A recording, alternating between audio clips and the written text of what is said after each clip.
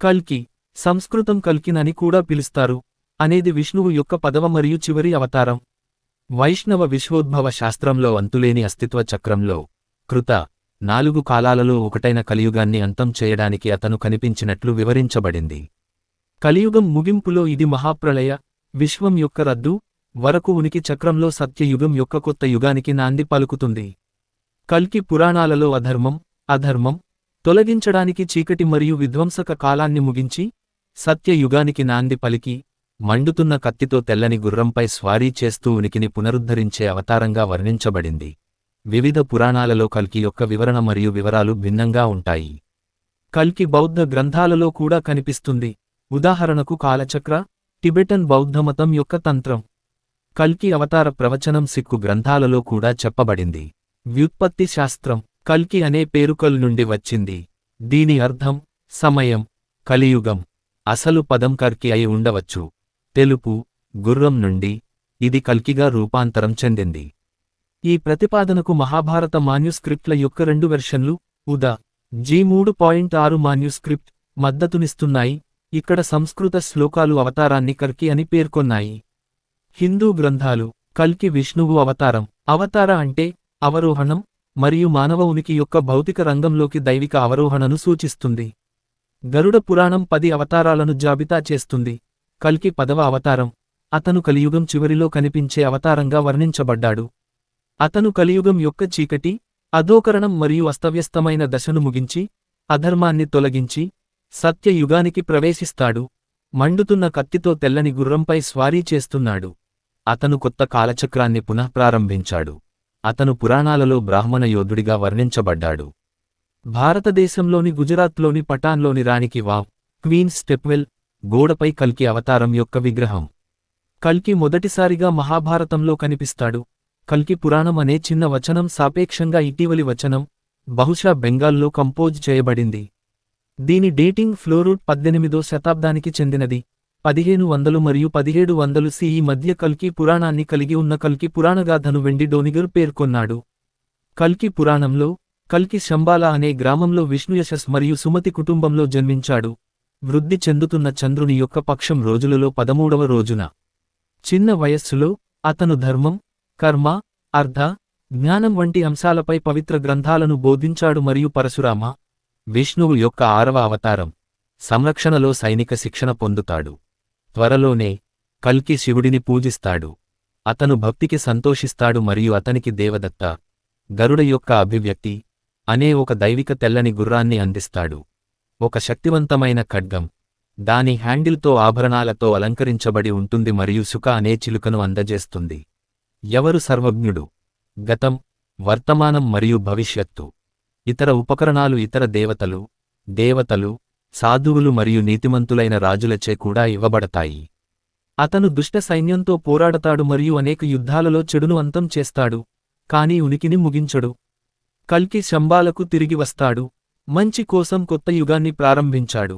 ఆపై వైకుంఠానికి వెళ్తాడు. కల్కి పురాణంలో బౌద్ధ నగరం గురించి ప్రస్తావించబడింది. దీని నివాసితులు ధర్మానికి కట్టుబడి ఉండరు, దేవతలను, పూర్వీకులను పూజించరు మరియు వర్ణ వ్యవస్థను సమర్థించరు. కల్కి పోరాడి జయించాడు. అగ్ని పురాణం కల్కి పాత్రను వివరిస్తుంది. కల్కి విష్ణుయాసుని కుమారుడిగా, యాజ్ఞవల్క్యుడు పూజారిగా అస్త్రాన్ని పట్టుకుని ఆయుధాన్ని కలిగి ఉన్న ఆర్యులు కాని వారిని నాశనం చేస్తాడు. అతను తగిన పద్ధతిలో 4 రెట్లు వర్ణాలలో నైతిక చట్టాన్ని ఏర్పాటు చేస్తాడు. జీవితంలోని అన్ని దశలలో ప్రజలు ఉంటారు, ధర్మమార్గంలో ఉంటారు. అగ్ని పురాణం అధ్యాయం 16 శ్లోకాలు 8-9. దేవి భాగవత పురాణంలో దేవతలు విష్ణువును స్తుతిస్తూ అతని కల్కి అవతారాన్ని ఆరాధించారు. ఈ ప్రపంచంలోని దాదాపు అందరు వ్యక్తులు భవిష్యత్తులో మ్లెక్కాలుగా మారినప్పుడు మరియు దుష్టరాజులు వారిని కుడి మరియు ఎడమలను అంచివేసినప్పుడు నీవు మళ్లీ కల్కిగా అవతరించి అన్ని మనోవేదనలను పరిష్కరిస్తావు. మేము నీ కల్కి రూపానికి నమస్కరిస్తున్నాము. ఓ దేవా! దేవి భాగవత పురాణం అధ్యాయం 5 బౌద్ధ గ్రంథం కాలచక్ర తంత్రంలో ధర్మబద్ధమైన రాజులను సమ్మూలో నివసించే కల్కిన్ లెట్ అధినేత అని పిలుస్తారు. ఈ వచనంలో చాలా మంది కల్కి ఉన్నారు. ప్రతి ఒక్కరూ అనాగరికత, హింస మరియు గందగోళంతో పోరాడుతున్నారు. చివరి కల్కిని రుద్ర కాక్రిన్ అని పిలుస్తారు మరియు అనాగరిక సైన్యాన్ని నిర్మూలించడానికి పెద్ద సైన్యాన్ని సమీకరించడం ద్వారా గందరగోళం మరియు క్షీణతను ముగించాలని అంచనా వేయబడింది. హిందువులు మరియు బౌద్ధుల సైన్యంతో కూడిన ఒక గొప్ప యుద్ధం అనాగరిక శక్తులను నాశనం చేస్తుందని టెక్స్ట్ పేర్కొంది. పశ్చిమ టిబెట్, మధ్య ఆసియా మరియు భారత ఉపఖండంలో ప్రధానంగా స్థిరపడిన పశ్చిమం నుండి తూర్పు వరకు ఇస్లామిక్ రాజ్యాల రాక కారణంగా ఇది హిందూమతం నుండి బౌద్ధమతంలోకి తీసుకోబడింది. బౌద్ధ అధ్యయనాల ప్రొఫెసర్ అయిన డొనాల్డ్ లోపెజ్ ప్రకారం, కల్కి బౌద్ధమతం వర్ధిల్లుతుంది, ప్రజలు దీర్ఘకాలం జీవిస్తారు, సంతోషకరమైన జీవితాలు మరియు ధర్మం రాజ్యమేలుతుంది అనే పరిపూర్ణ యుగం యొక్క కొత్త చక్రాన్ని ప్రారంభిస్తారని అంచనా వేయబడింది. 7వ శతాబ్దం తర్వాత, బహుశా 9వ లేదా 10వ శతాబ్దానికి చెందిన కల్కి ఆలోచన యొక్క కాలక్రమాన్ని స్థాపించడంలో ఈ పాఠం ముఖ్యమైనది. బౌద్ధ గ్రంథం బహుశా హిందూ వేద గ్రంథాల నుండి అరువు తెచ్చుకున్నట్లు లోపెజ్ పేర్కొన్నాడు.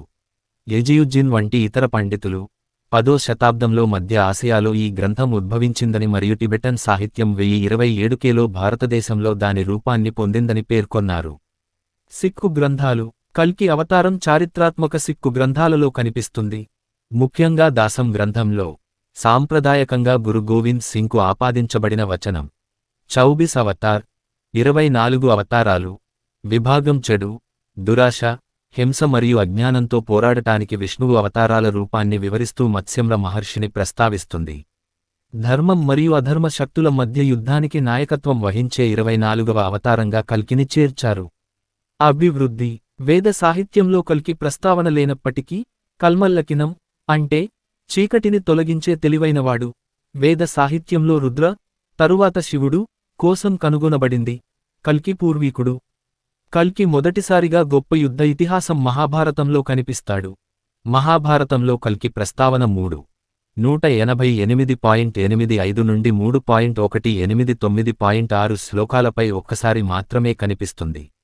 కల్కి అవతారం విష్ణు పురాణం, మత్స్య పురాణం మరియు భాగవత పురాణం వంటి మహాపురాణాలలో కనిపిస్తుంది.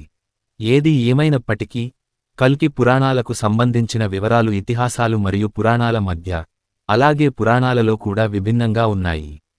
మహాభారతంలో హిల్టేబీటిల్ ప్రకారం, కల్కి అనేది పరశురామ అవతార పురాణం యొక్క పొడిగింపు. ఇక్కడ ఒక బ్రాహ్మణ యోధుడు తమ శక్తిని దుర్వినియోగం చేస్తూ గందరగోళం, చెడు మరియు శక్తిలేని వారిని హింసించడం కోసం క్షత్రియులను నాశనం చేస్తాడు. కల్కి యొక్క పురాణ పాత్ర ధర్మాన్ని పునరుద్ధరిస్తుంది, ప్రపంచంలో న్యాయాన్ని పునరుద్ధరిస్తుంది, కాని ఉనికి యొక్క చక్రాన్ని అంతం చేయదు. మహాభారతంలోని కల్కిన్ విభాగం మార్కండేయ విభాగంలో ఉంది. అక్కడ లూయిస్ రీమాన్ ఇలా పేర్కొన్నాడు: మార్కండేయ విభాగం ఇతిహాసానికి ఆలస్యంగా జోడించబడిందనడంలో సందేహం లేదు. యుధిష్ఠిరుడు కలి చివరిలో మరియు కృతారంభంలో ఉన్న పరిస్థితుల గురించి ఒక ప్రశ్న అడగడం అతని స్వంత పరిస్థితికి చాలా దూరంగా ఉంది. ఇతిహాసంలో ఈ విషయాన్ని చేర్చడాన్ని సమర్థించే పరికరం మాత్రమే. కార్నెలియా డిమిట్ ప్రకారం, కల్కి యొక్క స్పష్టమైన మరియు చక్కనైన వ్యవస్థీకరణ మరియు విష్ణువు యొక్క మిగిలిన 9 అవతారాలు ఏ మహాపురాణాలలో కనిపించవు.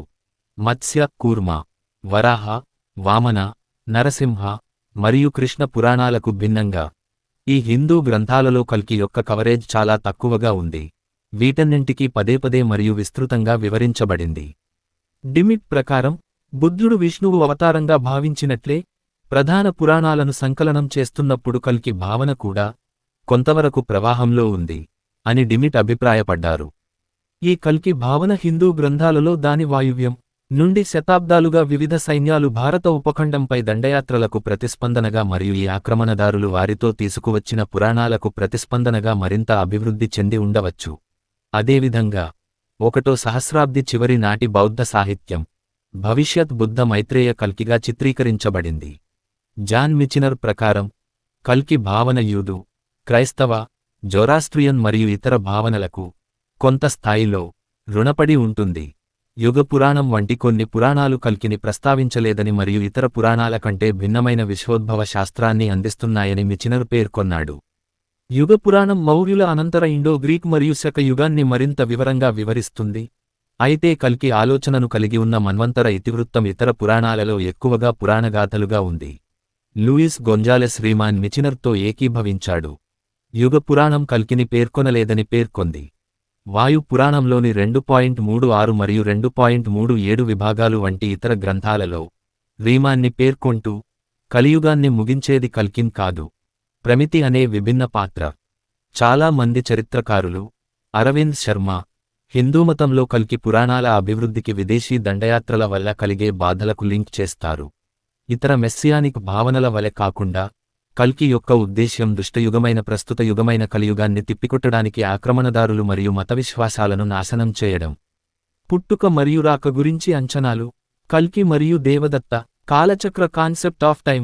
పౌరాణిక కల్ప లో కలియుగం 4,32,000 సంవత్సరాలు ఉంటుందని అంచనా వేయబడింది. కొన్ని వైష్ణవ గ్రంథాలలో కలియుగాన్ని అంతం చేయడానికి, చెడు మరియు దుష్టత్వాన్ని అంతం చేయడానికి మరియు కొత్త కాలచక్రం యుగం తో పాటు ప్రపంచాన్ని కొత్తగా పునర్నిర్మించడానికి ప్రళయ రోజున కల్కి తెల్లని గుర్రం మీద కనిపిస్తాడని అంచనా వేయబడింది. కల్కి వివరణ మాన్యుస్క్రిప్ట్లను బట్టి మారుతుంది. కొంత రాష్ట్రం కల్కి సుమతి మరియు విష్ణుయాష కుటుంబంలో అవేజ్సిర్డెని మరియు బిషంజున్లకు పుడుతుంది. బౌద్ధ వ్రాతప్రతులలో విష్ణుయాష శంభాల అనే గ్రామానికి చెందిన ప్రముఖ అధిపతిగా పేర్కొనబడింది. అతను రాజు అవుతాడు, టర్నర్ ఆఫ్ ది వీల్, మరియు విజయం సాధించేవాడు.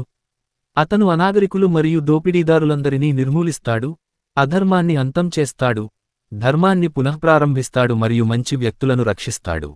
ఆ తరువాత మానవత్వం రూపాంతరం చెందుతుంది మరియు స్వర్ణయుగం ప్రారంభమవుతుంది. హిందూ వ్రాతప్రతులు. కాంచీపురం ఆలయంలో 2 ఉపశమన పురాణ ఫలకాలు కల్కిని వర్ణిస్తాయి. ఒకటి కల్కి తల్లిగా చంద్రుని ఆధారిత రాజవంశానికి సంబంధించినది మరియు మరొకటి కల్కి తండ్రిగా సూర్యుడు రాజవంశానికి సంబంధించినది. ఈ ప్యానెళ్లలో కల్కి అసుర కాళితో పోరాడి ఓడించిన కథను చిత్రీకరించినట్లు డి హడ్సన్ పేర్కొన్నాడు. అతను దేవదత్త అనే తెల్లని గుర్రాన్ని స్వారీ చేస్తాడు, చెడును అంతం చేస్తాడు, అందరి మనస్సులను మరియు స్పృహను శుద్ధి చేస్తాడు మరియు సత్యయుగానికి నాంది పలికాడు.